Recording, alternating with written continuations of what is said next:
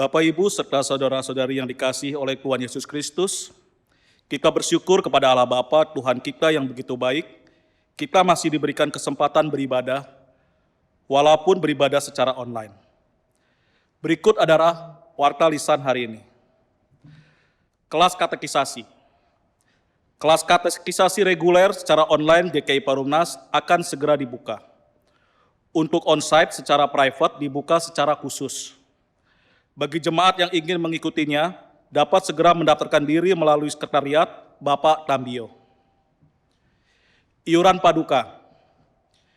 Diinformasikan kepada peserta Paduka yang telah membayar iuran bulanan melalui transfer bank, diharapkan dapat menginformasikan kepada Bapak Tambio atau mengirimkan struk bukti transfernya ke petugas Paduka. Dikarenakan sejak masa pandemi COVID-19, ada beberapa peserta yang telah membayar iuran bulanan, namun belum terkonfirmasi. Mari Bapak Ibu kita siapkan hati kita saat hening sejenak.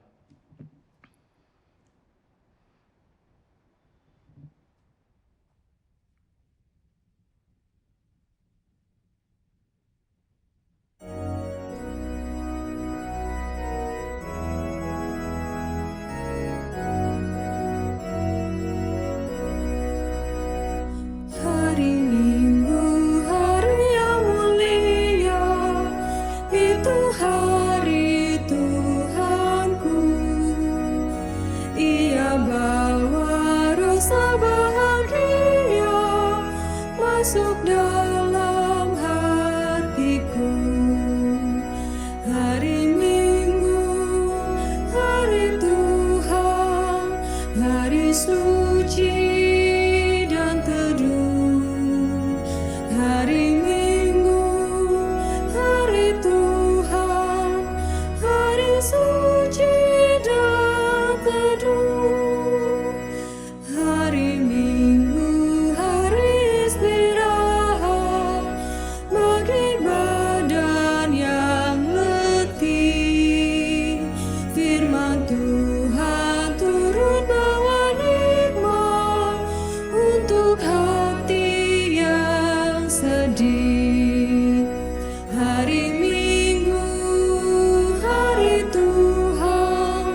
hari suci dan teduh.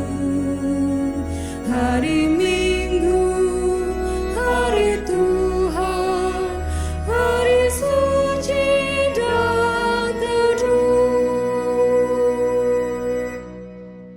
Umat Tuhan, marilah kita mendasari ibadah kita pada hari ini dengan pernyataan bersama bahwa pertolongan kita dalam nama Tuhan yang menjadikan langit dan bumi dan yang memelihara kasih setianya untuk selama-lamanya.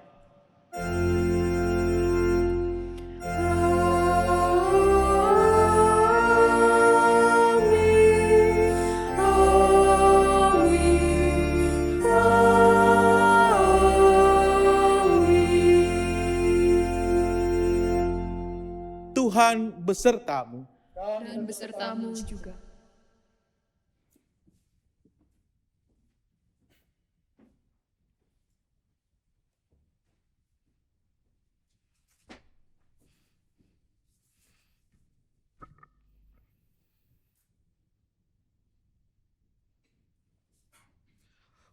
Umat Tuhan, setiap tindakan manusia tentu didasari dari keinginannya dan kehendaknya. Berdasarkan keinginannya dan kehendaknya itulah segala impian, cita-cita, dan bahkan visi hidup manusia terbentuk.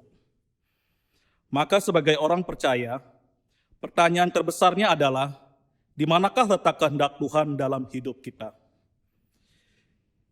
Itulah perenungan iman yang berusaha kita jawab dalam ibadah hari ini. Belajar dari kisah Petrus yang ditegur oleh Kristus, dan kemudian Petrus belajar tentang kehendak Allah bagi dirinya serta semua umat manusia. Kita akan melihat seringkali ada perbedaan antara kehendak Tuhan dan kita. Petrus belajar bahwa kehendaknya berbeda dengan kehendak Tuhan, dan kemudian Petrus mau memproses untuk menerima kehendak Tuhan dan menjadikan kehendak Tuhan pemimpin dari hidupnya.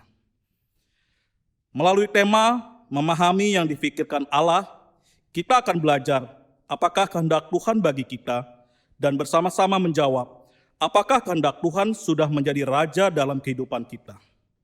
Seperti yang dikatakan Roma pasal 8 ayatnya yang ke-28. Kita tahu sekarang bahwa Allah turut bekerja dalam segala sesuatu untuk mendatangkan kebaikan bagi mereka yang mengasihi Dia, yaitu bagi mereka yang terpanggil sesuai dengan rencana Allah. Tuhan memampukan kita untuk beribadah hari ini.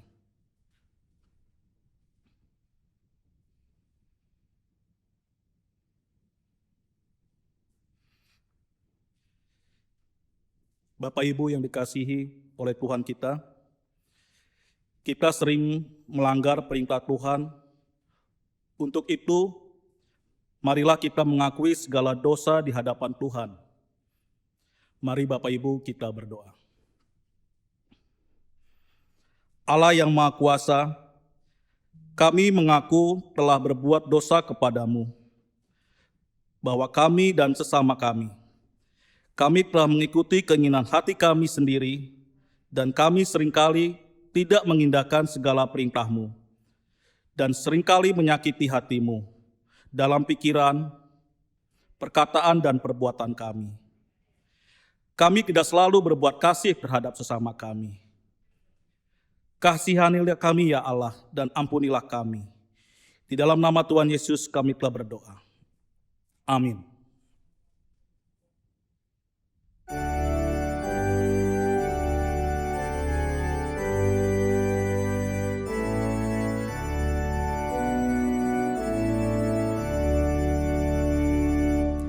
Jadilah Tuhan kehendak-Mu, Kaulah penjunanku tanahnya. Bentuklah aku sesuka-Mu, kan ku nantikan dan berserah. Jadilah Tuhan kehendak-Mu, tiliklah aku dan ujilah, sucikan hati pikiranku, dan di depan-Mu ku menyembah. Jadilah Tuhan kehendak-Mu, tolong ya Tuhanku yang lemah, segala kuasa di tangan-Mu, jamahlah aku, sembuhkanlah. Jadilah Tuhan kehendak-Mu, seluruh hidupku kuasailah. Berilah Roh-Mu kepadaku, agar terang Kristus menyatalah.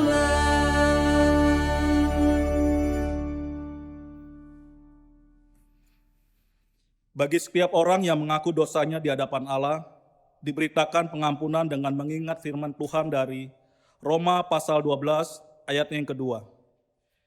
Janganlah kamu menjadi serupa dengan dunia ini, tetapi berubahlah oleh pembaharuan budimu, sehingga kamu dapat membedakan manakah kehendak Allah, apa yang baik, yang berkenan kepada Allah, dan yang sempurna.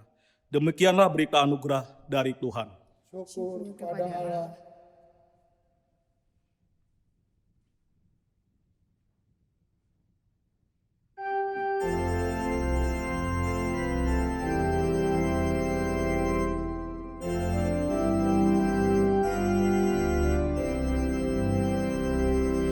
Tuhan, Kau gembala kami, tuntun kami domba-Mu. Berilah kami menikmati hikmat pengorbanan-Mu. Tuhan Yesus, Juru Selamat.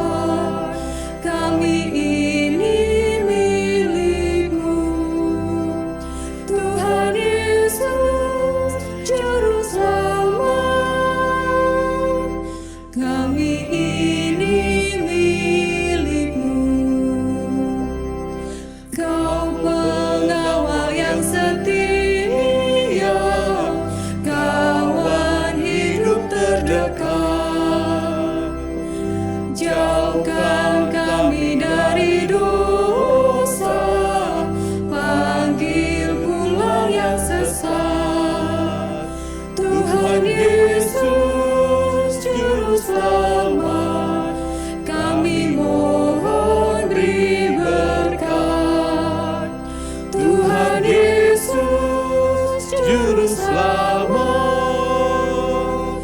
Kami mohon beri berkat. Janji-Mu Kau terima kami, walau hina bercela. Yang berdosa Kau sucikan, Kau bebaskan yang lemah. Tuhan Yesus Juru Selamat, kini kami berserah. Tuhan Yesus Juru Selamat, kini kami berserah.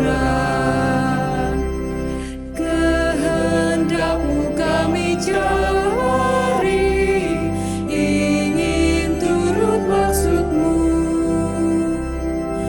Tuhan isi hati kami dengan kasih-Mu penuh. Tuhan Yesus Juru Selamat, tak terhingga kasih-Mu. Tuhan Yesus Juru Selamat, tak terhingga kasih-Mu. Umat Tuhan, kita akan menyambut firman Tuhan. Sebelum kita bersama-sama merasakan sapaan firman Tuhan itu, mari kita berdoa supaya Roh Kudus memandu kita. Mari kita berdoa. Ya Allah, Tuhan kami, Gembala kami, Juru Selamat kami. Hari ini ya Tuhan, kami ingin rindu untuk dapat mengerti apa yang Tuhan inginkan dalam hidup kami. Apa pesan Tuhan sebagai seorang Gembala dan Juru Selamat kami? Apa visi yang Tuhan mau tanamkan dalam hidup kami? Tuhan, ajar kami untuk belajar. Tapi terlebih ya Tuhan, ajar kami juga untuk percaya dan menghidupi apa yang Tuhan inginkan dan ajarkan kepada kami. Roh Kudus, pimpin tiap-tiap kami. Agar kami semua ya Allah yang berada di tempat ini dapat merenungkan bersama, dapat belajar bersama dari firman Tuhan yang boleh kami dengar, baca, dan hikmati. Inilah doa kami ya Tuhan. Dalam nama Yesus Kristus, Sang Firman yang hidup, kami berdoa dan mengucap syukur. Amin.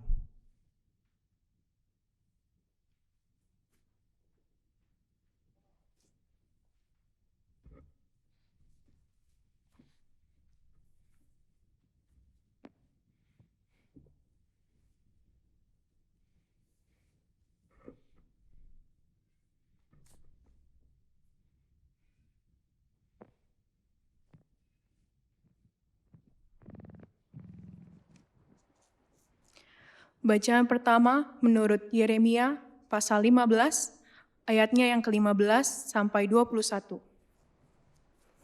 Yeremia pasal 15 dimulai dari ayatnya yang ke-15.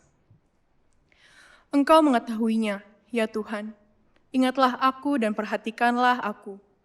Lakukanlah pembalasan untukku terhadap orang-orang yang mengejar aku. Janganlah membiarkan aku diambil karena panjang sabar-Mu. Ketahuilah bagaimana aku menanggung celaan oleh karena Engkau.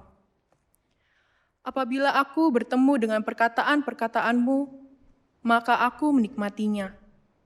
Firman-Mu itu menjadi kegirangan bagiku dan menjadi kesukaan hatiku, sebab nama-Mu telah diserukan atasku, ya Tuhan Allah semesta alam. Tidak pernah aku duduk beria-ria dalam pertemuan orang-orang yang bersenda gurau. Karena tekanan tangan-Mu, aku duduk sendirian. Sebab Engkau telah memenuhi aku dengan geram. Mengapakah penderitaanku tidak berkesudahan, dan lukaku sangat payah, sukar disembuhkan? Sungguh, Engkau seperti sungai yang curang bagiku, air yang tidak dapat dipercayai. Karena itu, beginilah jawab Tuhan. Jika Engkau mau kembali, Aku akan mengembalikan engkau menjadi pelayan di hadapanku, dan jika engkau mengucapkan apa yang berharga dan tidak hina, maka engkau akan menjadi penyambung lidah bagiku. Biarpun mereka akan kembali kepadamu, namun engkau tidak perlu kembali kepada mereka. Terhadap bangsa ini, aku akan membuat engkau sebagai tembok berkubu dari tembaga. Mereka akan memerangi engkau, tetapi tidak akan mengalahkan engkau. Sebab aku menyertai engkau untuk menyelamatkan dan melepaskan engkau. Demikianlah firman Tuhan. Aku tidak melepaskan engkau dari tangan orang-orang jahat dan membebaskan engkau dari genggaman orang-orang lalim. Demikianlah sabda Tuhan. Syukur kepada Allah.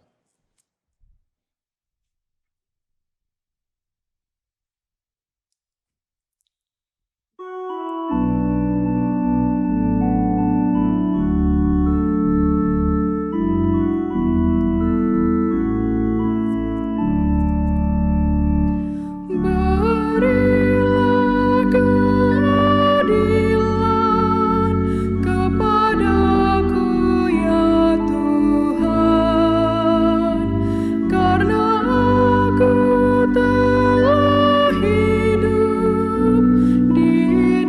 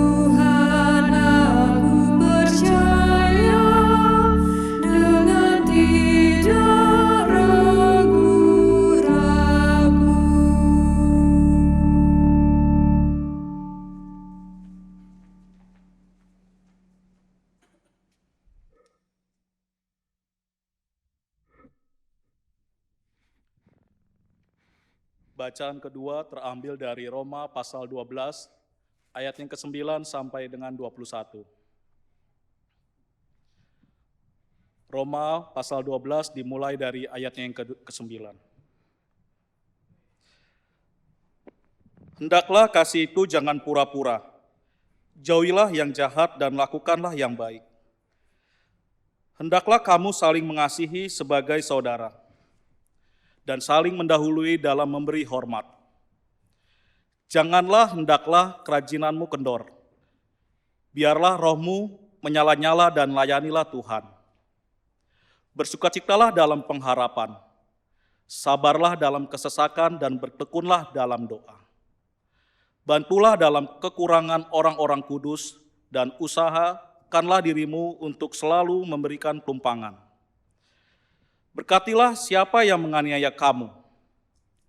Berkatilah dan jangan mengutuk. Bersukacitalah dengan orang yang bersukacita dan menangislah dengan orang yang menangis. Hendaklah kamu sehati sepikir dalam hidupmu bersama. Janganlah kamu memikirkan perkara-perkara yang tinggi, tetapi arahkanlah dirimu kepada perkara-perkara yang sederhana. Janganlah menganggap dirimu pandai. Janganlah membalas kejahatan dengan kejahatan. Lakukanlah apa yang baik bagi semua orang. Sedapat-dapatnya kalau hal itu bergantung padamu, hiduplah dalam perdamaian dengan semua orang. Saudara-saudaraku yang kekasih, janganlah kamu sendiri menuntut pembalasan, tetapi berilah tempat kepada murka Allah. Sebab ada tertulis, pembalasan itu adalah hakku. Akulah yang akan menuntut pembalasan. Firman Tuhan. Tetapi jika seterumu lapar, berilah dia makan. Jika ia haus, berilah dia minum. Dengan berbuat demikian, kamu menumpukan bara api di atas kepalanya. Janganlah kamu kalah terhadap kejahatan, tetapi kalahkanlah kejahatan dengan kebaikan. Demikianlah firman Tuhan. Syukur kepada Allah. Haleluya, haleluya, haleluya.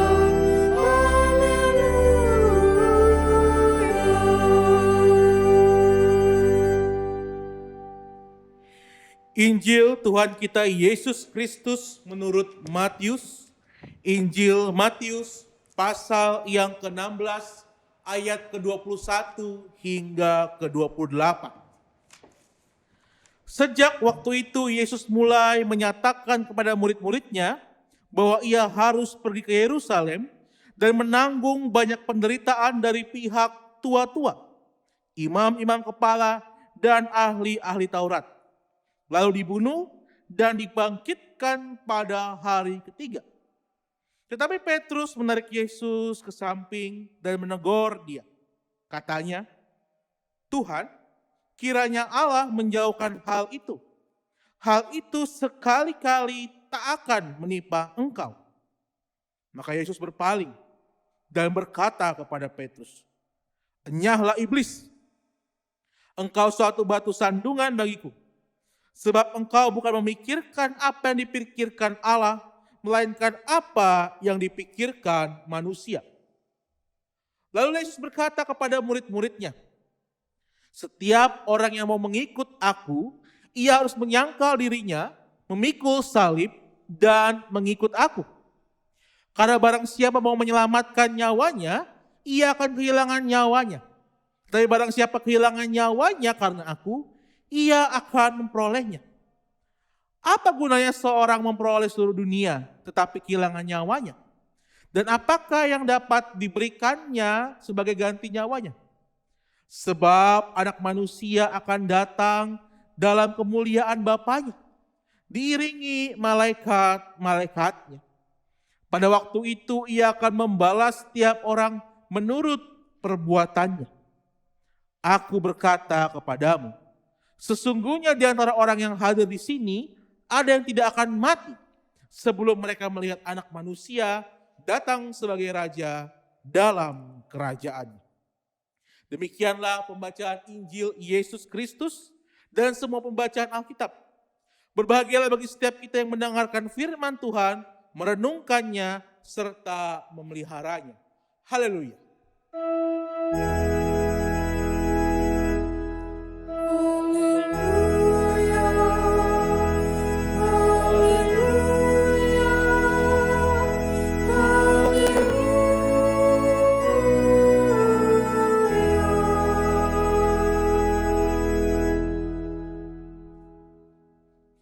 Memahami apa yang dipikirkan Allah. Umat Tuhan, Alkisah, ada sebuah penelitian sosial yang dilakukan. Seorang wanita turun dengan pasangannya.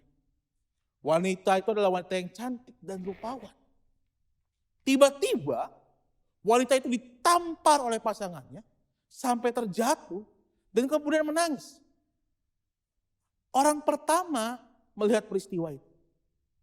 Ketika ia melihat sang pasangannya laki-laki itu akan menampar wanita itu untuk kedua kalinya, dia dengan sigap langsung berlari, melerai mereka dan menangkap pria itu. Kemudian orang pertama itu ditanya, "Pak, kenapa Bapak melerai pria tadi?" Orang pertama itu kemudian menjawab, "Saya diajari untuk mengasihi. Tindakan tadi bukan kasih. Maka saya menghentikannya." Orang pertama. Kemudian kejadian itu diulang kembali. Wanita cantik itu turun, ditampar hingga jatuh, menangis, dan kemudian ada orang kedua lewat. Melihat pria itu mau menampar kedua kalinya, orang kedua itu pun juga menghentikan si pria tadi. Melerai. Dan kemudian orang kedua itu ditanya, "Pak, mengapa Bapak dengan berani mau melerainya?" "Oh gini Mas, cewek tadi itu cantik, saya masih jomblo soalnya." Kelompok kedua Bapak Ibu terkasih, tadi komplok kalau bahasa gaulnya Jones, udah jomblo ngenes begitu kan. Beda nilainya. Wanita itu cantik, saya pengen jadi superhero untuk.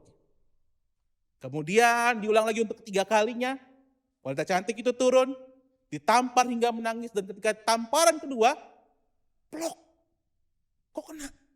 Tamparan ketiga, plok, kok kena?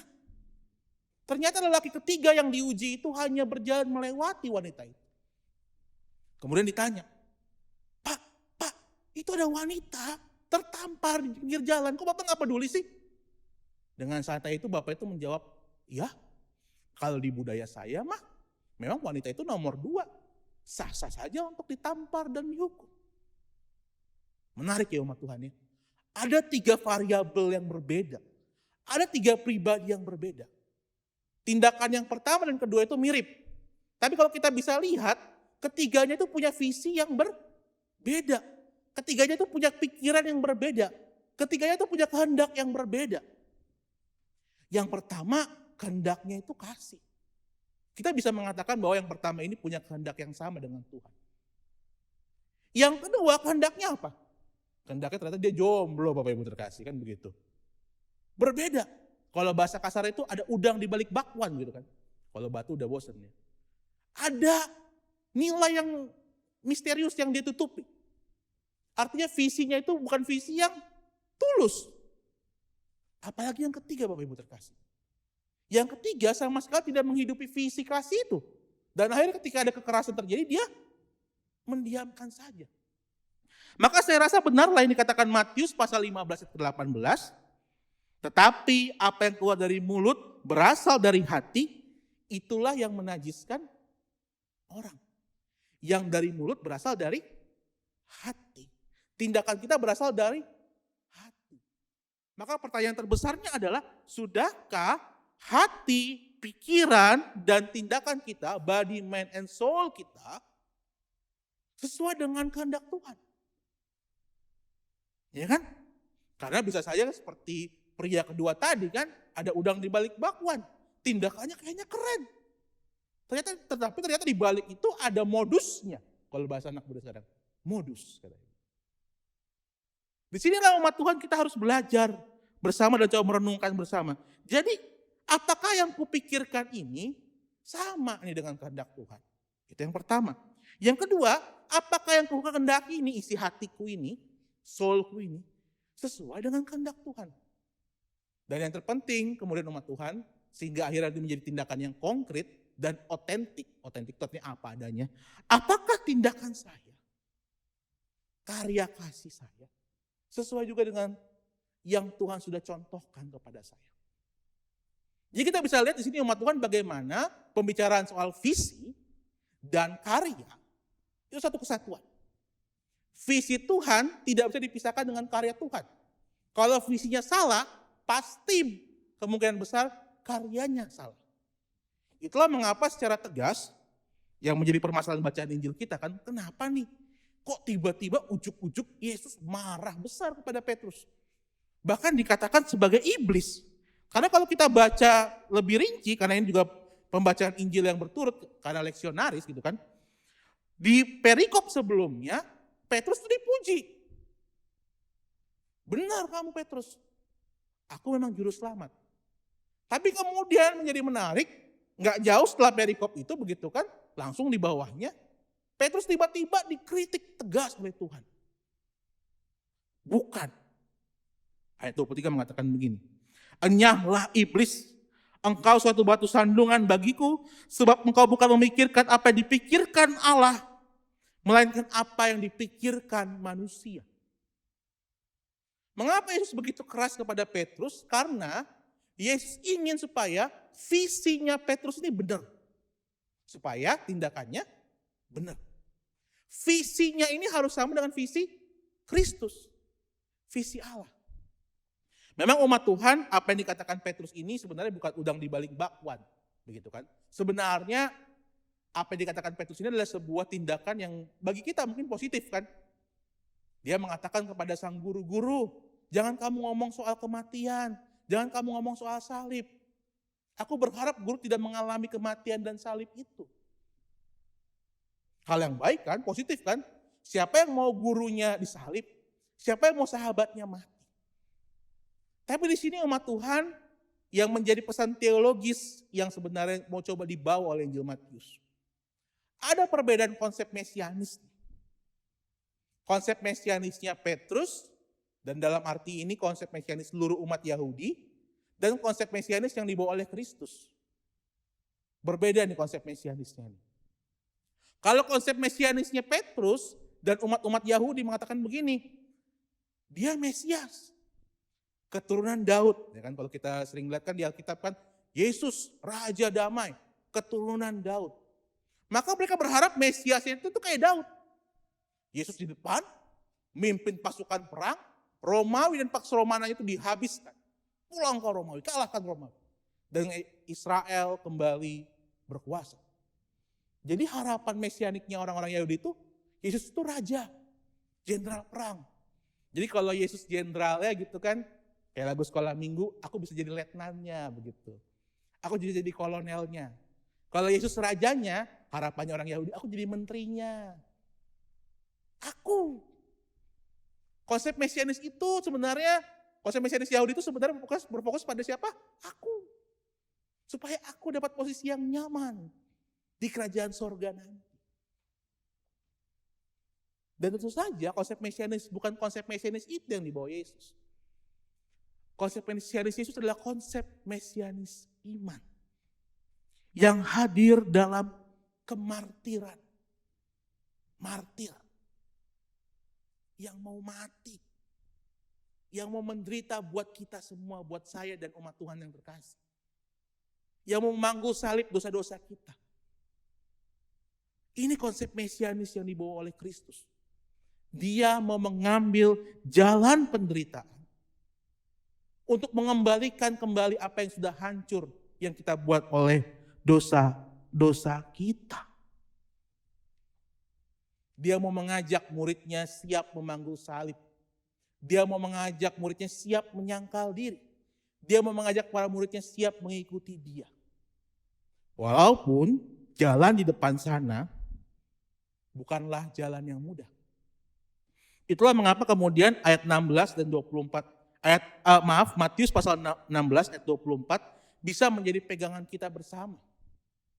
Ada 3 kata kunci yang menarik di ayat itu. Kata kunci pertama adalah menyangkal diri, kata kunci kedua adalah memikul salib, kata kunci ketiga adalah mengikuti Yesus.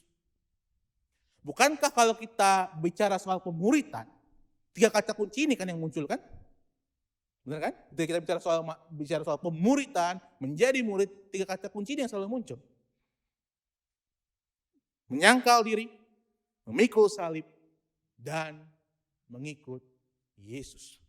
Menyangkal diri berarti menjadikan Tuhan Raja dalam hidup kita.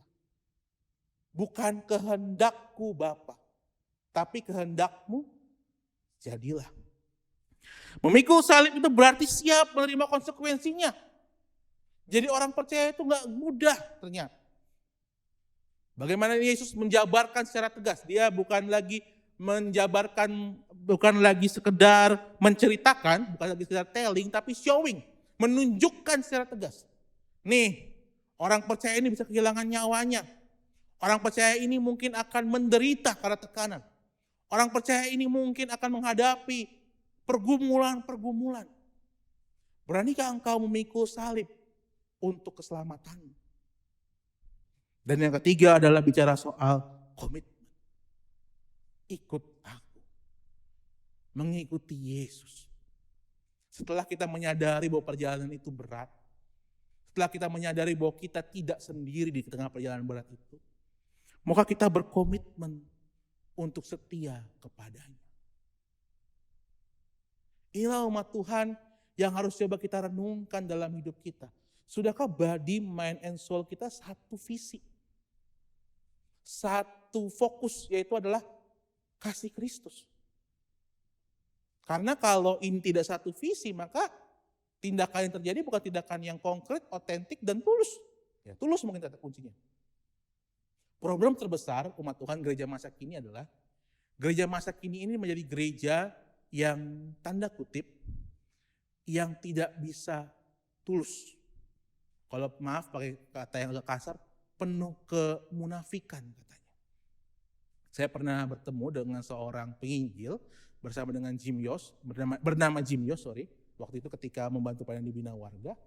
Ini penginjil cukup terkenal dari Amerika, begitu kan, dia mengkristenkan banyak desa di Papua. Dan kemudian dia berkata, fokus pelayanan saya berubah, rekan-rekan. Kalau dulu fokus pelayanan saya itu suku-suku pedalaman, sekarang fokus pelayanan saya adalah orang-orang tertinggal di pedalaman. Siapa? Anak muda katanya. Anak muda ini sekarang menjadi orang-orang yang tertinggal dalam pelayanan gereja, dia bilang. Mengapa tertinggal? Karena dia melihat bahwa anak muda ini kritis. Dan dia melihat bagaimana senior-seniornya, orang tuanya tidak otentik nih. Sering ngomong kasih, tapi tindakannya tidak mencerminkan kasih. Sering ngomong beriman, tapi tindakannya tidak mencerminkan keimanan itu. Maaf, ada rasa kemunafikan dilihat. Mereka lihat, anak-anak muda itu lihat. Dan inilah umat Tuhan yang mau dikritik Yesus. Kalau kita satu visi dengan Yesus, tak ada lagi kemunafikan. Yang ada hanyalah ketulusan kasih. Kalau kita satu visi dengan Yesus, tidak ada lagi sebenarnya keraguan. Yang ada hanyalah rasa percaya. Keraguan itu hanya muncul ketika kita mulai memikirkan keakuan kita. Saya katakan sekali lagi, keraguan itu biasanya muncul ketika kita memikirkan keakuan kita. Nih, saya. Dan itulah sebenarnya yang mungkin menjadi sebuah pergumulan yang dialami oleh Nabi Yeremia. Di bacaan pertama kita, Yeremia 15, pasal 15, ayat 15 sampai 21. Secara sederhana umat Tuhan, Nabi Yeremia ini nabi yang baik nih. Nabi yang patut kepada Allah. Dia nurut. Ia merasa seorang murid sejati. Ia merasa setia kepada firman Tuhan. Ia merasa menolak kejahatan.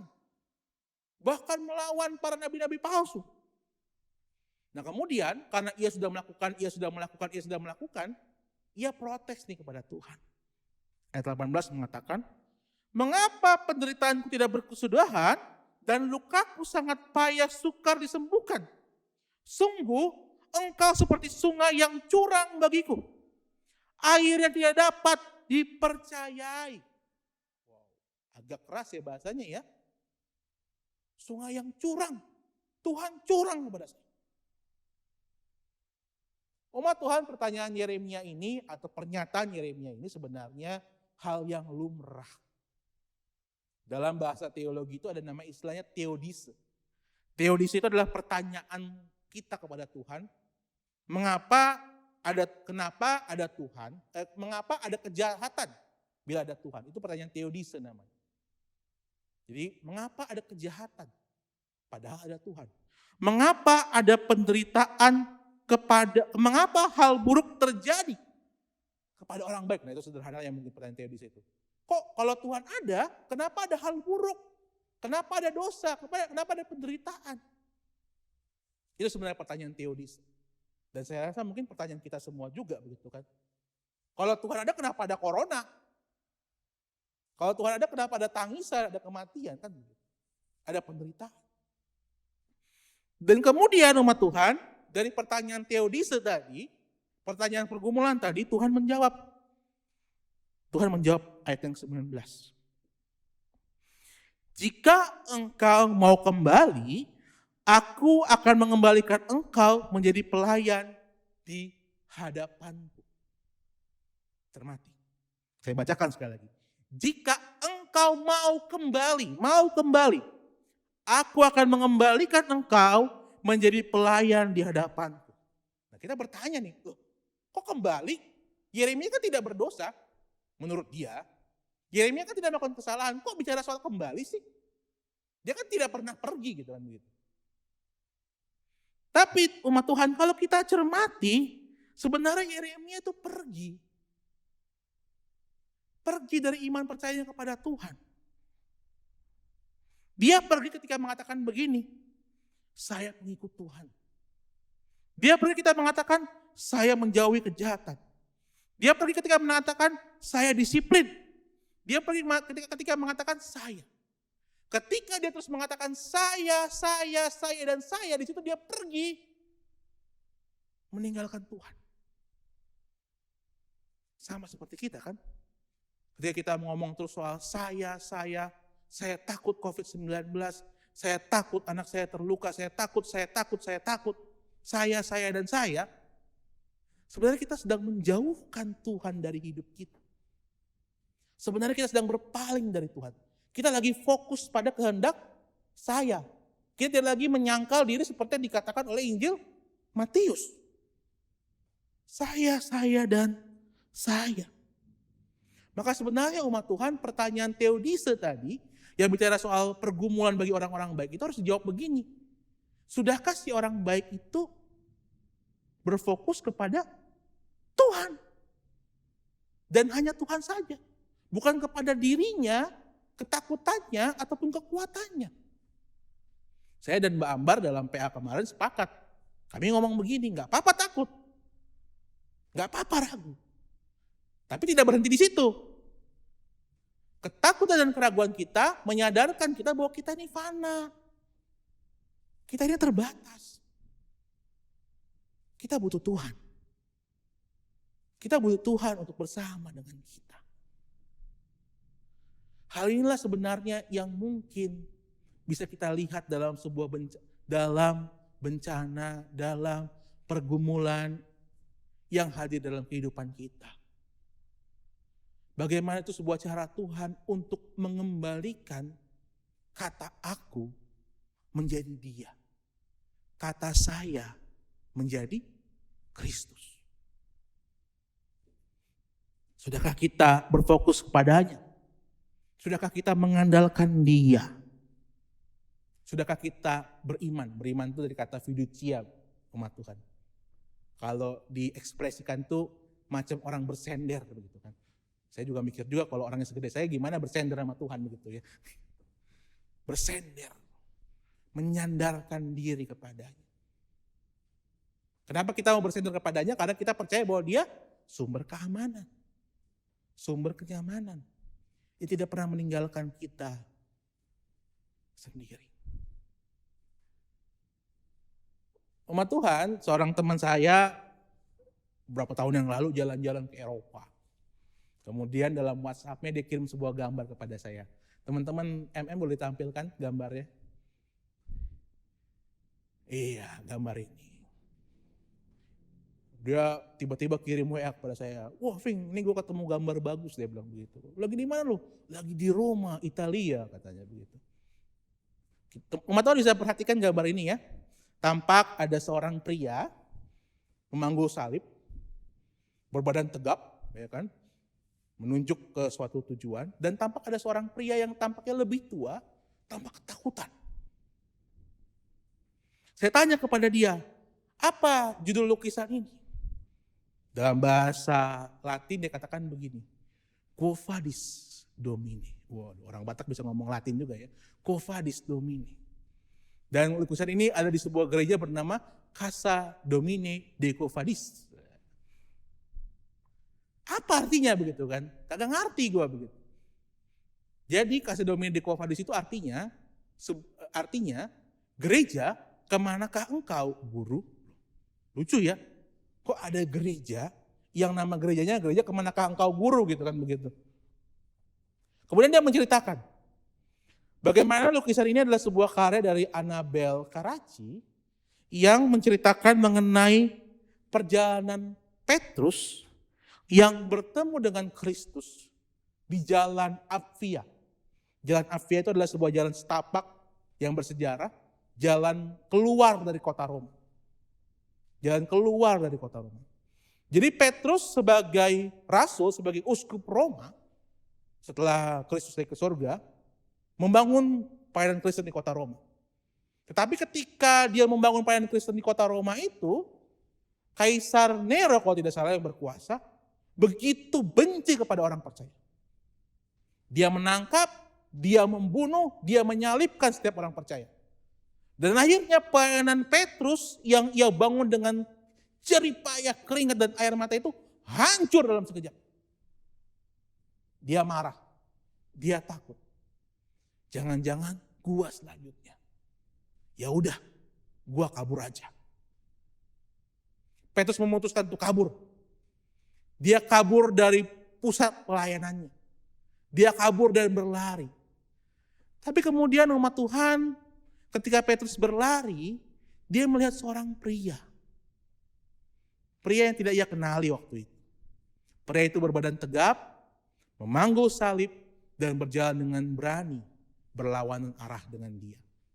Ketika pria itu menuju Roma, ia kabur dari Roma. Dan ketika ia berpapasan dengan pria itu, tanpa sadar ia mengucapkan,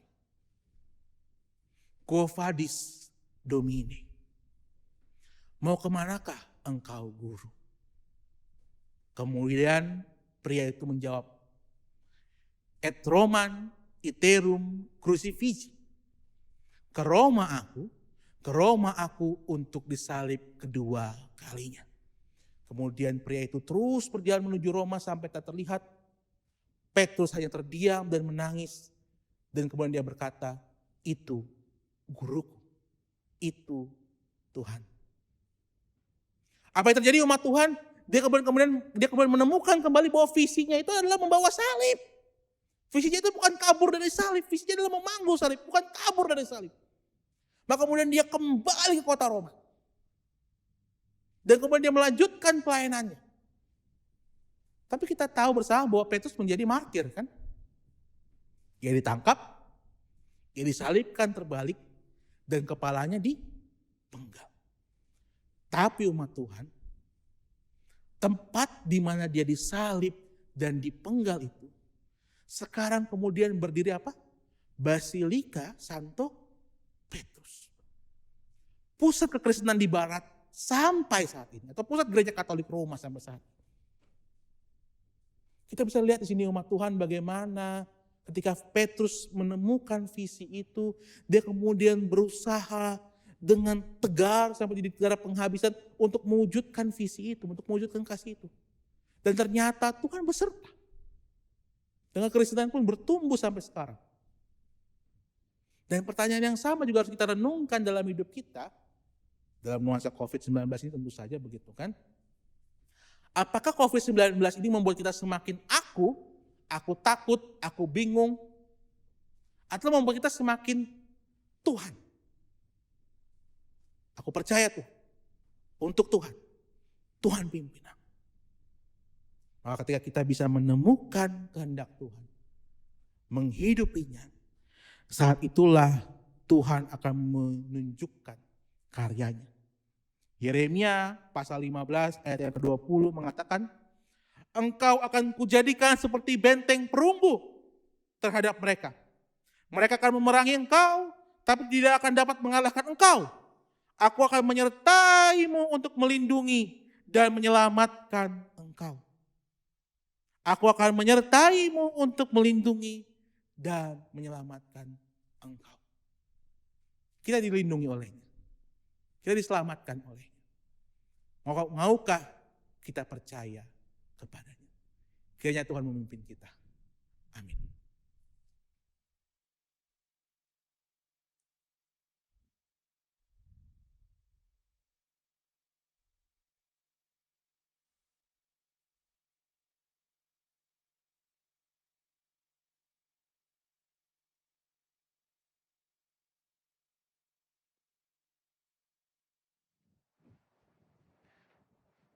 Umat yang dikasihi Tuhan Yesus Kristus, mari bersama gereja di segala tempat, masa lalu, masa kini, dan masa yang akan datang, dengan mengingat janji baptis kita mengikrarkan pengakuan iman rasuli yang masing-masing hendaknya berkata, aku percaya kepada Allah, Bapa yang Maha Kuasa, Khalik langit dan bumi, dan kepada Yesus Kristus, anaknya yang tunggal Tuhan kita, yang dikandung dari Roh Kudus, lahir dari anak darah Maria, yang menderita sengsara di bawah pemerintahan Pontius Pilatus, disalibkan, mati dan dikuburkan, turun ke dalam kerajaan maut. Pada hari ketiga, bangkit pula dari antara orang mati. Naik ke sorga, duduk di sebelah kanan Allah, Bapa yang Maha Kuasa. Dan dari sana yang akan datang untuk menghakimi orang yang hidup dan yang mati.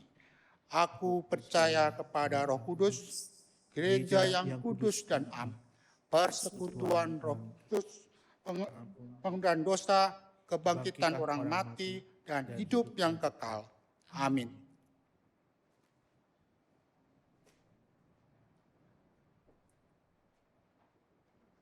Umat Tuhan, kita akan satukan hati kita akan bersatu dalam doa. Mari kita berdoa. Allah yang makasih, hari ini kami belajar ya Tuhan untuk mengerti kehendak Tuhan dalam hidup kami. Ajar kami Tuhan supaya Tuhan yang menjadi Raja dalam setiap tindakan yang kami ambil dalam hidup kami. Kalaupun ya Allah, seringkali kami meleset dari karya Tuhan tersebut, biarlah Tuhan yang menegur dan mengingatkan kami. Seperti Kristus yang mengingatkan Petrus ya Bapak. Pada kesempatan kali ini ya Tuhan, kami ingin mengangkat doa-doa permohonan kami. Secara khusus ya Bapak, kami ingin berdoa ya Tuhan untuk sahabat kami, rekan-rekan sepadan kami yang saat ini tengah terbaring sakit. Kami berdoa ya Bapa, baik mereka yang tengah sakit ringan, berat, ataupun menahun ya Bapak. Biarlah rancangan Tuhan hadir dalam diri mereka. Dan biarlah juga keluarga yang mengasihi mereka juga Tuhan berikan kekuatan ketika mendampingi saudara-saudara kami yang tengah terbaring sakit ini. Kami juga berdoa ya Allah secara khusus juga untuk anak-anak kami yang tengah melakukan pembelajaran secara online ya Bapak. PSBB ini tentu menyulitkan mereka ketika mereka harus belajar. Mungkin ada yang terkendala dalam hal perlengkapan. Mungkin ada yang terkendala dalam hal konsentrasi karena terganggu ketika belajar harus dilakukan dari rumah. Tapi kami yang percaya Tuhan bahwa Tuhan memimpin mereka, memampukan mereka. Sehingga anak-anak kami dapat belajar dengan baik.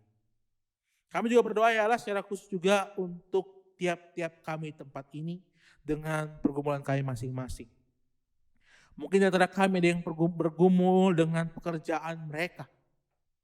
Mencari pekerjaan. Ya Bapak. Apalagi ketika beberapa dari antara kami pun tengah bergumul dalam hal pemutusan hubungan kerja. Ajar kami untuk percaya dan menyerahkan itu ke dalam tangan kasih Tuhan. Kami mau percaya ya Bapak bahwa Tuhan akan membuka jalan bagi kami.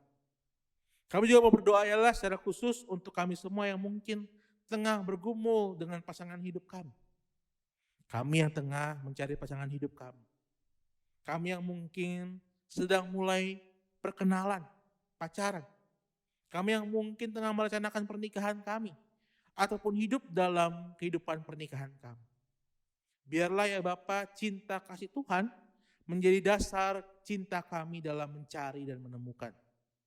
Biarlah cinta kasih Tuhan kami bawa dalam kehidupan kami bersama dengan pasangan kami. Kami juga berdoa ya Allah secara khusus juga untuk kami semua di sini yang mungkin rindu kehadiran seorang anak, keturunan yang hadir bagi kami dalam keluarga kami.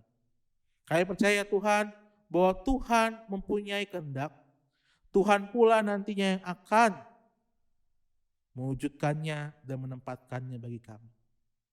Ajar kami ya Bapak untuk terus percaya akan karya kasih Tuhan. Dan kalau nanti boleh kami dipercayakan dalam hal untuk mendidik anak, biarlah Tuhan yang memimpin kami. Kami juga berdoa ya Allah secara khusus juga untuk perkembangan pelayanan kami. Biarpun kondisi saat ini masih dalam nuansa kondisi COVID-19 ya Bapak. Biarlah ya Tuhan, gereja Tuhan di tempat ini, bagi KAI Perumnas dan Bajem Kota Bumi dapat terus bertumbuh dalam melayani Tuhan. Biarlah kami ya Bapak, para pelayan-Mu, baik itu majelis jemaat, pendeta dan penatua, baik itu para aktivis, para pelayan, anggota dan simpatisan, Tuhan terus berkati dan ingatkan, menjadi pembawa visi Tuhan dalam mewartakan kerajaan Allah bagi dunia ini ya Bapak. Allah yang makasih, kami juga mau berdoa juga untuk bangsa negara kami. Para pemimpin negara ini, dari presiden hingga tingkat pejabat-pejabat yang terendah. Kami juga mau berdoa ya Allah secara khusus juga, ketika kami telah memasuki bulan Agustus ini, di mana kami akan merayakan 75 tahun hidup kami sebagai berbangsa bertanah air. Tuhan juga urapi dan lengkapi. Dan secara khusus ya Bapak, kami ingin berdoa untuk penanganan wabah COVID-19 yang saat ini menjadi agenda besar pemerintahan kami. Biarlah para orang yang terkait, para ilmuwan, dokter, ataupun para pekerja medis, pekerja militer yang ada dalam penanganan ini, Tuhan mampukan.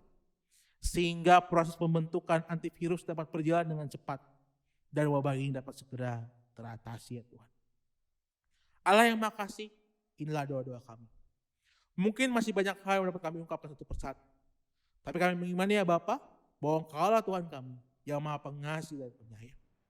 Doa ini ya Bapak kami satukan dengan doa yang Tuhan Yesus sendiri ajarkan kepada kami.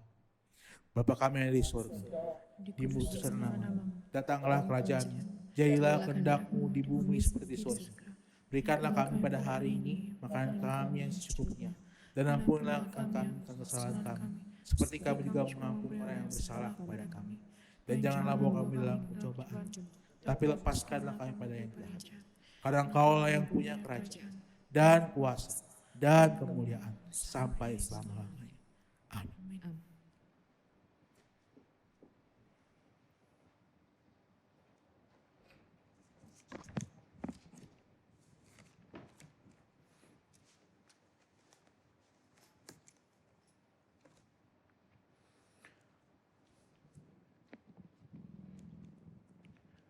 Umat yang dikasihi Tuhan Yesus Kristus, kini tiba saatnya kita akan memberikan persembahan.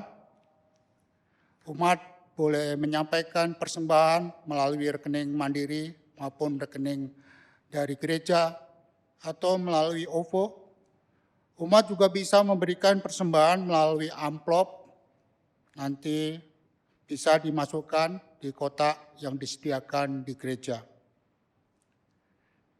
Adapun ayat sebagai dasar untuk persembahan terambil dari Lukas pasal 6 ayat 38. Berilah dan kamu akan diberi. suatu takaran yang baik, yang dipadatkan, yang digoncang, dan yang tumpah keluar akan dicurahkan ke dalam ribaanmu. Sebab ukuran yang kamu pakai untuk mengukur akan diukurkan kepadamu.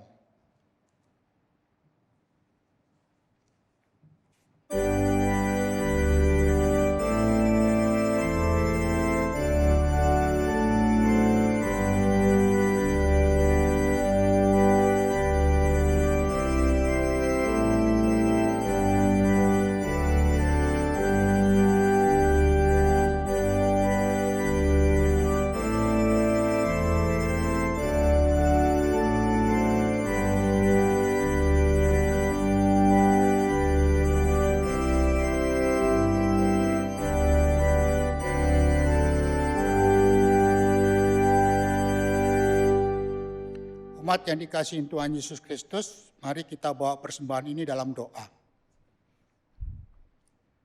Bapa yang bertata di kerajaan sorga, pada kesempatan ini kami mengucap banyak terima kasih karena telah diberi kesempatan untuk mendengar sebagian dari firman-Mu yang amat mulia dan dapat menjadi petunjuk bagi kehidupan kami nantinya. Segala ungkapan syukur hanya kepadamu Bapa di surga, atas berkat-berkat yang telah Tuhan berikan kepada kami semua. Itu karena kemurahan Tuhan dalam kehidupan kami. Untuk itu Bapa di surga, sebagai bukti ungkapan syukur kami kepadamu, saat ini kami hendak memberikan persembahan. Kiranya Tuhan berkati, kuduskan, dan terimalah persembahan kami ini, agar supaya persembahan ini boleh menjadi berkat buat pelayanan-Mu, dimanapun persembahan ini diperuntukkan dan digunakan, dan ajarkanlah kami untuk terus tahu mengucap syukur dalam segala hal, terutama tahu mempersembahkan tubuh kami yang hidup ini kepadamu Tuhan. Tuhan, kami juga berdoa bagi majelis jemaat yang akan mengelola persembahan ini, kiranya dapat diberi hikmat kebijaksanaan di dalam mengelola persembahan ini seturut kehendak-Mu saja. Terima kasih Tuhan, di dalam Tuhan Yesus kami telah berdoa dan mengucap syukur. Amin.